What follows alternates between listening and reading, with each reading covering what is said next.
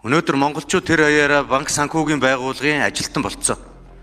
Хөдөө малчт нь банкны мал малддаг болцсон.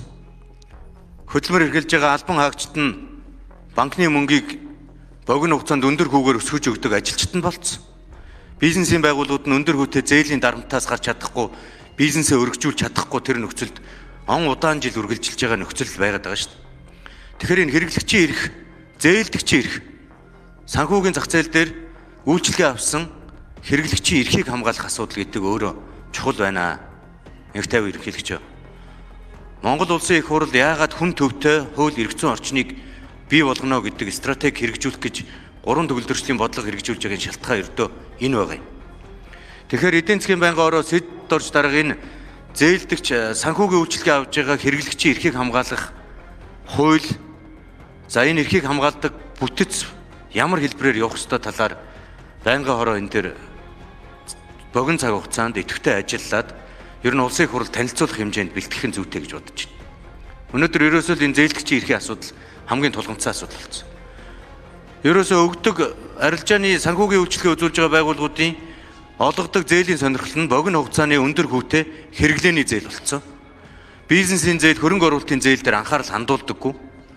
Зарим том банкуудын нийт үзүүлж байгаа үйлчилгээ зээлийнх нь 70% нь хэрэглээний зээл болоод хувирсан. Тэгэл нэг зээлээс зээлийн оронд зээлийн дарамтны дунд нийгэм тэр чигээрээ явж байна. Төрөн ч гэсэн тэр дарамтанд орцсон. Төлөх мөнгөгүй дараагийн аппликейшны зээл рүү орж ийн. Ингээл ерөөсөө нэг хүүхэд чинь 5 удаа, 6, 7 удаа ийм одоо зээлүүдэд ингээд орчиж байна гэдэг чинь маш аюултай байхгүй.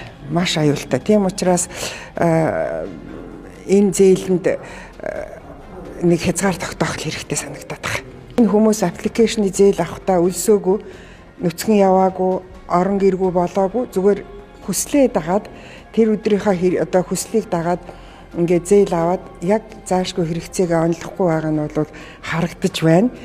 Тэгэж хүссэн болгонд нь өгдөггүй, зээл бол орлого бүтээх юмд л өгдөг байх хэвээр.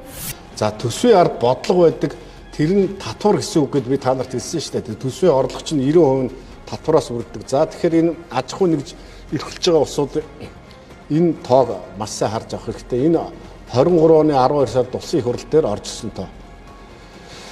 За тэр улаанаар 22 оны сүүлд татврын ерөнхий газраас аж ахуй нэгжийн орлогын албан татвараа тайлангаа та нар татврын ерөнхий газар өгдөг шүү дээ. За 22 оны эцсээр 218 мянган компани өгөх ёстой байжээ.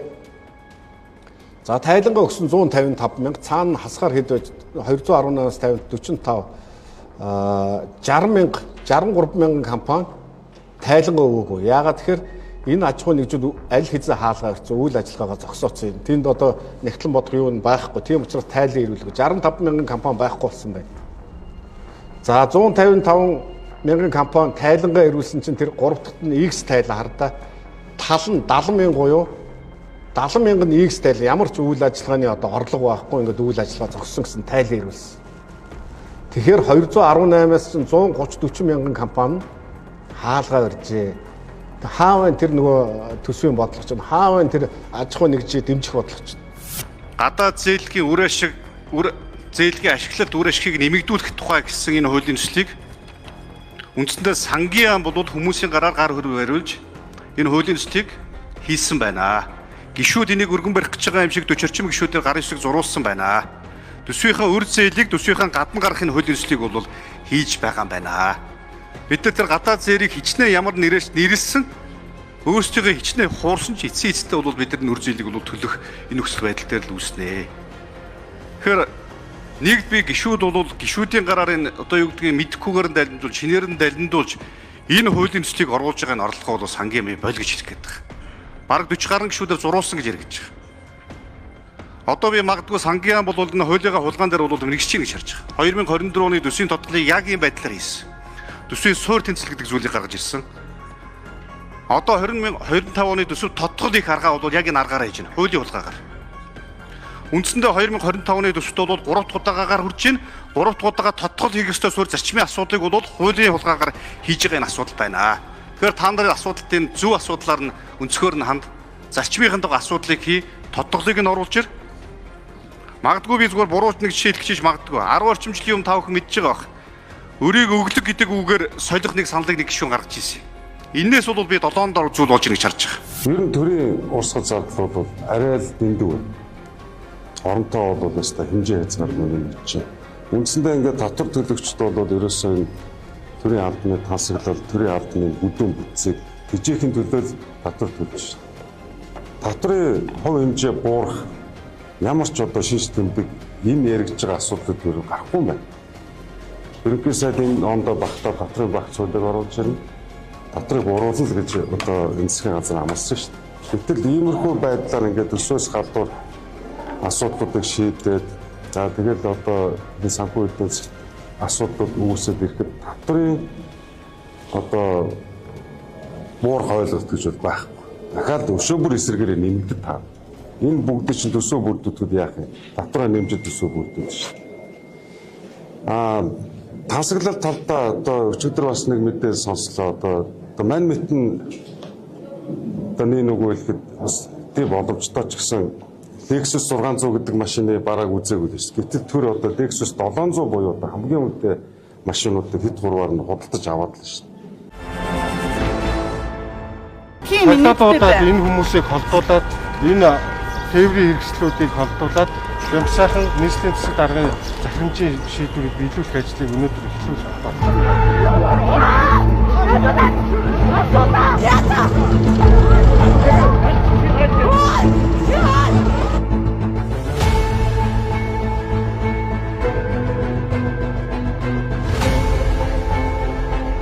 Тэр засаг даргын тамгын газрын дарга амгалан гэж хүн байна. Айгүй жуумалцаж ер нь бидний их дорд үзэж байна. Бид нар шүүхэд гомдол гаргацсан байгаа. Тэгээд шүүхийн одоо ямар ч хугацаа өгөхгүй байна. Жишээлбэл 5 сарын 7-нд тэр юмаа гаргачаад өнөөдөр биднээс дардуулж өгөөгүй гэж манай ямиг одоо ингээ нурааж харж байна. Цагдаагийн хамгаалтанд орсон. Энд хүний өмч хөрөнгө байгаа. Бүр үнэхээр одоо бидний буруу ч юм уу шаардлагатай байгаад энийг нураах байгаа бол энэ хүмүүс чинь биднэрт мэдэгдэл өгнө, хугацаа өгнө. Бид нар чинь эндээс бас юм хамаа авч болно шүү дээ. Надад бол одоо бас хэцүү л байна. Тэгтээ юу гэсэн хүний өмчийг ингээ авчдаг тий. Яг миний хувьд бол одоо миний амьдралд бол тийм ээ. Манай эхнэр 2 аглаганд орсон. Ганцхан бие хөдөлмөрлөдөг. Тэгээд дугуй засвартай байсан чинь дугуй засвар минь хураагаад аваа явуулсан юм Баатар гэдэг юм. Баатрын тушаал гэсэн. Тэгээ ажилгүй болчих байсан чи энд нэг найз маань энийг ажиллана чи өрөөдөр гэсэн. Тэгээ энд ингээ 4 хоноо л одоо ингээ энийг нураачлаа шүү дээ. Ямар учиртай одоо мэдэхгүй. Хаана яаж амьдрахаа ойлгохгүй л явж шин. Ер нь ингээд нэг юу ч байхгүй хоосон тал газар очиод хот бариад байдаг явдал бол дэлхийн жишгээр бол цөөхөн л дөө. Амжилттай хэрэгжсэн төслүүд ч гэсэн маш цөөхөн. 50 гаруй улс бол одоо ингээ нийслэлийн үлгэнэгээд хийсэн. Амжилттай хэрэгцсэн бол 2-3 байдаг. Солонгосын Сажин хүртэл одоо эдийн засгийн хувьд бол үр ашиггүй байна гэсэн мэрэгжлийн байгууллага, дэлхийн олон улсын байгууллагуудын дүгнэлт нь гарчихсан. Тэгэхээр яаж хэрэгжүүлэх үү, яаж төлөвлөх үү гэдэг дээр маш сайн анхаарах хэрэгтэй. 2-3 асуулт байна. Эхнийх нь болохоор бүсчилсэн хөгжил дээр энийг бүсийн төв болгож өгөхгүй бол эдийн засгийн төвлөрөхгүй, аж ахуй нэгч очихгүй хот үүсэх боломжгүй болно. Манайх нэг 10 гаруй жилийн өмнөөс хойш нэг баахан хот цаасан дээр барьсан. Их сургуулиудын хотгоныг Налахт нэг төлөвлөж үзлээ, Баг нуурт төлөвлөж үзлээ, Мадар Сити гэж бас нэг богдуулын урдлыг төлөвлөж үзлээ. 40 тэрбум төгрөг зарсан. Тэндээс юу үлдсэн? Цааслал үлдсэн. За одоо бид нар эхлээд баталсан хуулиа хийх ёстой. Хадгалсны хууль машиныг баталсан. За одоо энэ оны 6 дугаар сарын 1-ээс шүү. Том удахгүй Улаанбаатар хот маань шинэ хуулиар амьдрах гэж байна. Улаанбаатар хот маань 2026 1 сарын 1-ээс 14 хот болж байгаа гэж. Хүмүүс одоо яагаад хот яагаад үүсэж байж гайхаад байна. Гүршид дэлхийн дахны хотуудын нэгдэл байдаг юм байна. Токио хотод 44 хотын нэгдэл байгаа байхгүй юу? Чи Ярмаг хотынхын Ярмагтай амьдрах хэрэгтэй. Толгойд хотынхын толгойдтой амьдрах. Тэндээ соёлын үйлчлэгээний бүх төвтэй байх хэрэгтэй. Тэндээ одоо эрүүл мэндийн төвтэй байх хэрэгтэй. Тэндээ зугаалсан гэдэг тийм цэцэрлэгт хүрээлэнтэй байх хэрэгтэй. Тэндээ спортын ордонтой байх хэрэгтэй. Тэндээ номын сантай байх хэрэгтэй. Тэндээ кино театрлаа, тэндээ усан бассейнтай байх хэрэгтэй. Гэх мэтчлэн хотынхын толгойдтой амьдардаг, шар хадныхын шар хадандаа амьдардаг тийм ээ. Тийм нөхцөлийг бид нар бүрдүүлэх ёстой юм байна. Тийм учраас одоо бид ирээдүйн 30 жилийн зорилт шинэ 14 хотыг бий болгож Улаанбаатар хотын хотуудын нэгдэл болгож хөгжүүлсэн зүйтэй байна гэж үзэж байгаа. Тэгэхгүй одоо бид нар ингээд гэрээсээ гараад кино үзэх гэж Тэнгис кинотеатрт ирж штэ. Тэр болоод дэлхийд дахинд байж болохгүй л гэж үзэж. Тийм учраас бид нар тэр байгаа орчиндөө амьдардаг, байгаа орчиндөө ажилтдаг бие орчныг бий болох хэрэгтэй гэж одоо үзэж байгаа юм. Тийм учраас энэ санаачлалыг би одоо анх 2022 оны сансаар гаргаж ирсэн. Тэгээ энэ нь одоо Монгол Ардын намын мөрийн хамгийн том заалт баснаас баяртай. За нэг мэдсэн чинь Баянзүрх хотын иргэн болчихжээ. За одоо Улаанбаатар хотыг 14 хот болгож хуваанаа л гэдэг. Гэхдээ яагаад гин тоог олцсон юм бэ гэсэн чинь Токиод 44 хотоос бүрддэг юм Улаанбаатарын 14 болгож хуваана л гэдэг. Тэр Токиотой барьцаад байгаа юм байна. Токио ч 37.8 сая хүн амтай амар том хот шүү дээ. Тэгсэн чинь манай Улаанбаатар 1.6 сая хүн амтай. Тэгээд ядж яхад одоо энэ 14 болгож хуваачи. Тэр хотууд нь тэгээ одоо бодвол захирагчтай байх байлгүй. Орлогч морлогч гээд одоо бүтцэн хэрэг давхар байх бүү. Төсвийн мөнгө хэмнэх гээд байгаа мó бүр нэм зарцуулах гээд байгаа мó. Маш ойлгомжгүй. За тэгээд тэр хотууд нь одоо төсвөө яаж бүрдүүлэх, бодлогоо яаж тодорхойлох чадах юм уу? Гол зорилго нь төгжрлийг бууруулах юм уу? Төсөв хэмнэх юм уу? Бүүмэд лав ингэж хот хувааснараа төсөв хэмнэгдэх байх. Улаанбаатар хотын төгжрлийн асуудал үнэхээр хүнд байгаа. Хин ч ойлгохгүй ш бүгдээрээ ойлгох. Ганцхан биднэрт хэрэгжүүлэх чадамжийн асуудал, хүний нөөцийн асуудал чинь үнэхээр асуудал шүү. Нямбаатар дарга би таныг байгаад тэр үнэхээр хэлмээр байна.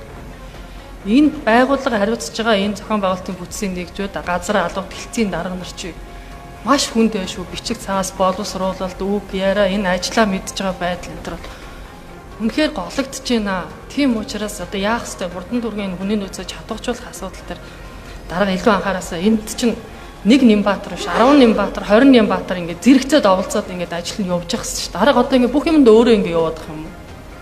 Тийм учраас энэ хүмүүс ч гэсэн жоохон бас бодолтой энэ ажилдаа ч гэсэн хариуцлагатай яг туулын хурдны зам бол анх удаага бид нар хэлэлцээ тэр хийж байгаа хэрэгжиж байгаа гэдэг. Гэхдээ бол бас хитрхийн өндөр дүнгээр орж ирж байгаа шүү. Энийгээ дараагийн юундаа даваа далаа дарах ч гэсэн оруулж ирэхдээ өөр төсгүүд дээр ч гэсэн оруулж ирэхдээ техник эдийн засгийн үндэслэл дээр ийм байж боломгүй том алдаа хийнэ гэдэг бол таныг цаашаага зөвшөөрөх боломжгүй гэсэн үг шүү.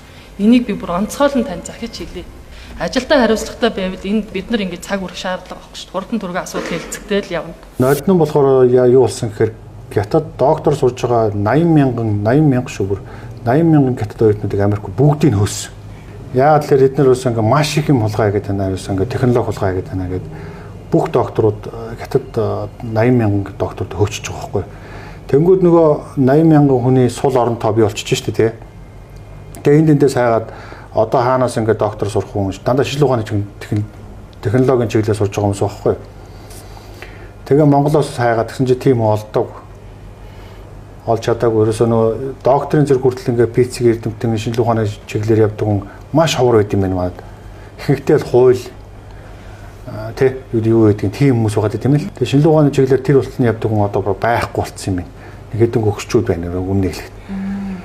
Тэгээ хүн олж чадаагүй явсан шүү дээ. Энэ удирдлагын актив гэдэг нэг юм статус нь ойлгомжгүй байгууллага байдیں۔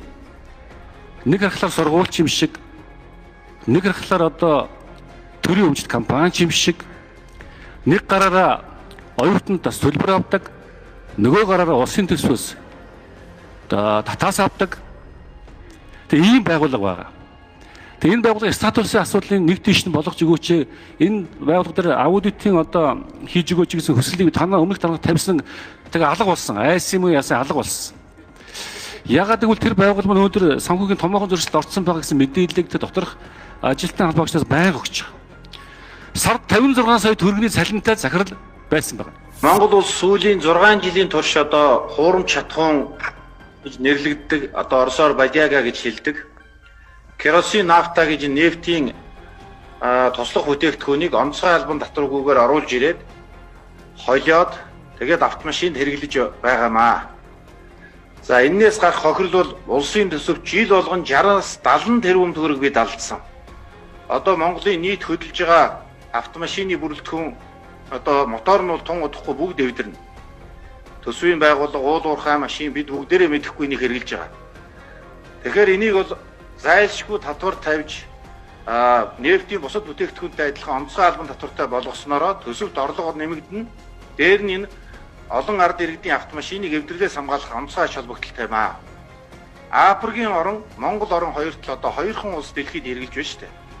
Хэрвээ дэлхийн хүндрэлтэн ийм юм хэрэглээд болдог байсан бол нефтийн үйлдвэр гэж байх ёсгүй маа. Хэн нэгэн хүмүүсийн оролцоотойгоор онцгой албан татвараас чөлөөлчихсөн гэсэн үг ээ.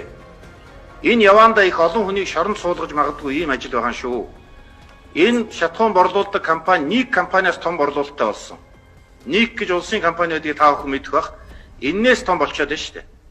Яагаад тэгэхээр үнэн 100-аас 200 төгрөгийн хямд болдог учраас тэд зүгээр демпинг хийгээд л зараад байгаа. Газрын тосны үйлдвэрийн газар дампуурцсан, нөөц байхгүй, ус байхгүй, тэзүү нууцд орцсон, надад ирсэн, тэзүү баталсан гарын үсгч байхгүй шүү. Газрын тосны үйлдвэрийн газар гэдэг энэ 2.2 тэрбум долларын төсөл 100 сая долларын өрөнд иш чошиг гүйж байгаа энэ төсөл дампуурцсан гэдгийг ингээд улс даяар яриад байхад наадхаа өөрчлөөд газрын тосны бодит төсөл хөтөлбөр рүү орох тийм боломж байна уу? Наад чинь бол нохойн замаар орчлоо гэж монгол хэлээр яриад байна. Энэ дээр хардлагаараа хэн хариуцах вэ? Бишигтлээ ажил төрөөс бэлгийн амны газрын төсний бодлогын хэрэгжилтийг зохицуулах газрын дарга. За ажил хариуцсан хүмүүс байгаа. Тэгэхээр хууль тогтоомжийн дагуу тухайн цаг үедээ хариуцлага хүлээгээд явах баха. Дахиад хэлдэг хэн хариуцна гинэ? Төлөөлөл удирдах зөвлөлтөй хариуцсан албан тушаалтнуудтай ийм компани байгаа. За энэ 2.2 тэрбум долларын лойр болоод дуусвал хариуцлагыг одоо ахалж байгаа хүн хэн бэ? Нэрийг хэлдэ. Захирал Алтан цэцэг. Тэгээ өөр удирдах зөвлөл нь гэрлээ. Төлөөлөл удирдах зөвлөлийн дарга гэж. За лойр болно гэж хэлээд байхад тоохгүй яваад байхад хариуцах хүн Алтан цэцэг гэрлээ хоёр юм байна гэдгийг Монголын ард түмэн сонсож авлаа. Сайднар майднар засгийн газар бол хариуцлага өрөхгүй юм байна шүү дээ. За энэ Дун өргөө гэдэг компани яг эзэн нь бол намрын их хоёр байдаг. Одоо Монголын төр бол одоо бүх боломжийг өгсөн. Их хурлын дарга хийлгэжээлээ, ерөнхий сайд хийлгэжээлээ, ерөнхийлөгч хүртэл болгож ийлээ. Гэхдээ юм ч бас хэмжээ хязгаар байх хэрэгтэй шүү дээ. Хүүхэд нүртэл их тэнгэрд өссөн. Өнөөдөр их хурлын гишүүн болоо явж байгаа. Өнөөдөр бүх Монголын боломжуудыг, бүр нийслэлийн боломжуудыг хүртэл хулгайлчаад идчихээ. Яг одоо энийг ингээд эрхийн шилжүүлээ гэхэд тэр 75%-ыг нь өөрөө бараг өгөх ёстой байхгүй. Тэгээ ингээ эрүүгийн хариуцлага 3 шатны шүүх захиргааны шүүх нь тогтоол гарцсан байхад ингээд хэв нэг байж болохгүй байхгүй явуулна бол. Ялангуяа төрийн өндөр албан тушаал хийж хашиж ирсэн хүн бол Монголын ард түмэн энэ гэр бүлд ямар өртөө юм. Ер нь дараа дараагийн шатандаа ер нь төрийн өндөр албан тушаал хашиж ирсэн хүмүүс энэ нийслэлийн өмчит компанитай ямар нэгэн байдлаар хамаарал бүхий итгэрээр дамжуулаад эзэмшдэг байдлыг ер нь зогсоох ёстой. Ажлын хэсгийн бүрэлдэхүүн бол аль болох сонирхлын зөрчилгүй ийм бүрэлдэхүүнийг оруулсан гэж ойлгосон. Тэгээ бид бол мэдээлэлээр хангаж ажиллана, ингээ хараа тусаар шийдвэрээ гаргах байх. Тэгэхдээ бид бол баримттай ихийг зорж байгаа. Жишээлбэл сая энэ ухаан удагтай холбоотой ажлын хэсгийн хүрээнд хэдэн мянган утас баримтууд байгаа. Бид нар ажлын хэсэгт эх 7 хоногт хүлээлгэж өгнө. Тэр дундаасаа бид нар хамгийн мэдэх шаардлагатай гэсэн олон нийтэд өдийлөн төгөөгүй баримтуудыг жишээлбэл ингээд эмхтгэл болгож хэвлээ явж байгаа чинь альва зүйл баримттай цаастай байх шээ. Хин нэгний сэтгэл хөдлөлгөөн, хин нэгний улс төр, хин нэгний одоо ямар нэг баримтгүй яриа үйлдэлээр асуудал хандж өрөөсөө болохгүй оноох гэж бид заавал цаастай байх шээ. Хуультай баримттай байх шээ. Ингэж л асуудал хандж байгаа. Монгол улс дарангуулын тогтолцоо руу очих гээд байгаа бол үнэхээр энэ дарга нарын бие 3 даргаан улс болсонтой холбоотой учраас энэ дарангуулал эрч хүлээний эсрэг явж байгаа үйл явцыг зогсоох 3 арга зам байна. Нэгдүгээр ерөнхий сайдыг парламентын өмнө гүйцэтгэх эрхийн мэдлийг төлөөлж байгаа хүнийхээ хувьд дэлхийн парламентуудын улсын өмнө гүйцэтгэх эрх мэдэл ямар байдаг тэр түвшинд навж ачлах хэрэгтэй юм байна. Хоёрдугаар ерөнхийлөгчийг гадуур яригадаад байгаачлан 2019 оны нэмэлт өөрчлөлтийг өөрчилж ерөнхийлөгч нэг удаа биш дахин сонгогдох боломж нээж болох уу гэдэг улс төрийн эрэл хайгуул хийж байгаа улс төрийн ийм одоо ховж үг явж байгаа бол улсын хурлд гарсан намын бүлэг 42 улсын хурлын гишүүн үндсэн хуулийн доктортой хуулийг хамгаалах үндсэн хуулийн хууль нэмэлт өөрчлөлт оруулах журмын тухай хууль дээр байдаг нэг өөрчлөлт орсон бол 8 жил тэр залтанд гаргаж болохгүй гэдэг энэ зарчим дээр бид тууштай хатуу зогсноо гэдэг энэ улс төрийн шийдлийг гаргах хэрэгтэй юм байна. Гуравт нь парламентыг парламентчиг байлгахын тулд парламентаасаа гадуур эрх мэдэл хэлдэг улсын хурлын даргатай байж болохгүй учраас үндэсний аюулгүй байдлын зөвлөлөөс улсын хурлын дарга гарах хэрэгтэй юм байна. Энэ шийдлүүдийг хийсний дараа л үндсэн хуулийн эрх мэдэл хуваарлтын зарчим ажиллаж Монгол улс 3 даргын биш эрх мэдэл 3 хуваарлсан үндсэн хуульд хүний эрхийг хамгаалсан дэг журам руу очих юм байна гэдэг энэ байрс руу очиж байгаа. Тэгээд энэ хуулиудын төслүүдийг ээлж дараад байгаа бол улсын хурл дөрвөн баримтдаг ийм шийдэлтэй байна. Би тэр нэг point намайхандаа зөв хэлэх гэдсэн юу гэхээр Би анх Арсан намд ороход Арсан намын лидерүүд болон зүгээр дэмжигч залуучууд бүгд бизнес хийж өөрийнхөө амьдралыг авч явдаг хүмүүс байсан шүү. 8 жил хоолгүй болсон турж өгөх гээд байна гэж засагт ордог бол та нар шейман юу те ичиж өөх те нөгөө намраа зүгээр орчих гүйж ин бити арчлыг гэж бууштаач гэж би гуйж байгаа шүү. Спорт бооцоо тоглоом гэдэг нэрийн дор цахим өрөөтэй тоглоомын шинж агуулсан үйлдэл үйл ажиллагааг зохион байгуулагдаг, сурталчилдаг, дэмжлэг үзүүлдэг үйлдэлүүд тогтоогдод байна гэж. Гүйцэтгэх засаглал бол ажиллаа хийгээд энэ дүрийн албан хаагч нарыг наад мөрөөдөд тоглоом дээр анхаарал тавиа ажиллаа гэхээр өдөөс хууль яриад байгаамаа. Тийм учраас нэг яралдаг ормоор барьсан юм аа. 4-р сарын 4-ний өдөр их хурл хилцэх хэсгээ яг дэмжсэн өдөр. 5-р сарын өнөөдөр 6-ны өдөр. Энэ хооронд 16.6 сая Америк доллар зөвхөн энэ One X-Bet-ээр чи гарчлаа. Тэр их хурл ажлын хэсэг байгуулад анхааралтай ажигласаар байтал энэ олон айл өрхийн амьдрал хүнд боллоо штэ. Тэгээ 7 хоногор сунгаад байх нь биднэрт нэг асуудалгүй юм шиг мөртлөө цаана энд нөгөө нэг агуулга нь айгу том байна. Засгийн газар ажиллая гэх. Тийм учраас хурдан хугацаанд энэ хуулийг гаргаад хуулийнхын дагуу ажиллаа хийх энэ дээр хязгаарлах боломж олцоог энэ дүрийн албан хаагч нарт олгож өгөөч л гэж би хүсэж байна. Гэхдээ энэ хэрвээ ажлын хэсгээс гаргасан санал дэмжигдээд ингээд явбал үүн дээр сайн зориг гишүүний хуулийг одоо яаралтай оруулж ирээд хилцээд явж байгаа хооронд бол зөвшөөрөл олгохдохгүй байх эрх зүйн зохицуулалтаа. Дээрээс нь зөвшөөрлийн зөвлөлийг ахалж байгаагаар өөр миний зүгээс зөвшөөрлийн зөвлөлийн дүгнэлтийг үндэслээд хууль зүйн яамд яг одоо бичиг хургуулсан байна. 6 сар зөвшөөрөл олох асуудал байхгүй шүү. Зөвшөөрлийн зөвлөл дүгнэлтээ гаргацсан шүү гэдэг. Тэгэхээр нэг талтаа гаргаад хугацаа алдмаарг байна л гэдэг. Иргэний хуулийн зохицуулалтын хөдөлмөрийн шин чанартай зүйлээс албан журмын нийгмийн даатгалыг авдгийг болиулъя гэсэн юм санаа байж байгаа. Энэ нь бол Монгол хүн, иргэн хүн одоо ажил хөдөлмөр гүйцэтгэгчтэй орлогоосоо одоо 20 хүртэлхүүний нийгмийн даатгал төлж байгаа нь ажилгүйдлийг одоо ихсгэх, ажлын байрын үр ашгийг багасгах, дахиад энэ чиглэлээр хуваарь хөдөлмөр эрхлэгчдийг одоо боомзох ийм арга хэмжээ болж ийн гэж үзээд энэ хэсгийг хасж байгаа. Ингэснээрээ бол иргэд хуваарь хөдөлмөр эрхлэх, ажлын байр нэмэгдэх боломж бүрднэ гэж үзэж байгаа. За хоёр дахь заалт нь бол нийгмийн даатгалаас одоо хоол унаа байрны ашиглалтын зардалын хөнгөлөлт зэрэгээс бол нийгмийн даатгалыг авахаа болио гэсэн иймэрхүү одоо зохицуулт орж ирж байгаа. Энэ нь бол иргэдийн бодит орлогыг нэмэгдүүлэх, ажил олгогчдод энэ зөвд одоо ажилчдандаа бодиттойгоор одоо юм хөнгөлөлт дэмжлэгүүдийг өгөх, сэтлийг төрүүлэх, бодит орлогыг нэмэгдүүлэх ийм үр дагавартай заалт болно гэж үзэж байна. Тэгэхэд өнөөдөр малчтын тэтгэврийн насыг наашлуулстай холбоотой энэ хуулийг хэрэгжүүлснээр одоо өнгөрсөн хугацаанд бид нар 68 тэрбум төгрөгийн ачааллыг одоо бусдууд нь өрөөд явж байна. Малчтын нэр өмнөөс бусад шударгаар шимтгэлтэлсэн хүмүүс өрөөд явж байна. 68 тэрбум төгрөг. Тийм ээ? Одоо дахиад дээрэс нь энэ хуулийг дахиж хэрэгжүүлье. Дахиад сунгая. Малчтад дахиад нөгөө ажиллаагүй төлөөгүй шимтгэлийн дахиж олгоё гэсэн хуулийг намайг хэрэгжүүлэх шахаж байгаа байхгүй? Хэрэгжүүлэх шахаж байгаа. За би малчтаа таалагдаж дахиж улсын хурал сонгох одоо улс төрийн оног харах юм бол би маш хурдан энэ хуулийг хэрэгжүүлнэ. Тэгэхдээ би дахиж хөдөлмөрийн нийгмийн хамгааллын сайд хийж байгаа тохиолдолд энэ хуулийг хэрэгжүүлэх надад ийм одоо иргэний ёс зүй алга. Тэмүүлэн гишүүн ээ. Тийм ээ? Тэмүүлэн гишүүн бол одоо улсын хурал дээр их тийм олон удаа дайрч байгаа. Олон удаа шүүмжилж байгаа. Би малчт би ч гэсэн тэмүүлэн гишүүнээсээ илүү тэмүүлэн гишүүнээс илүү малчттай хайртай.